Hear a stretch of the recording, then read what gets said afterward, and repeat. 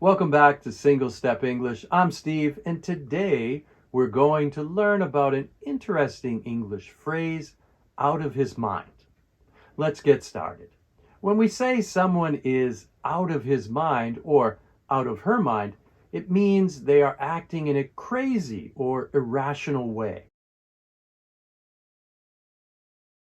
It's like saying they're not thinking clearly. For example, if your friend decides to quit their high-paying job, sell his house, and travel the world with no plan, you might say, he's out of his mind. Or if someone is sitting outside in the rain without an umbrella,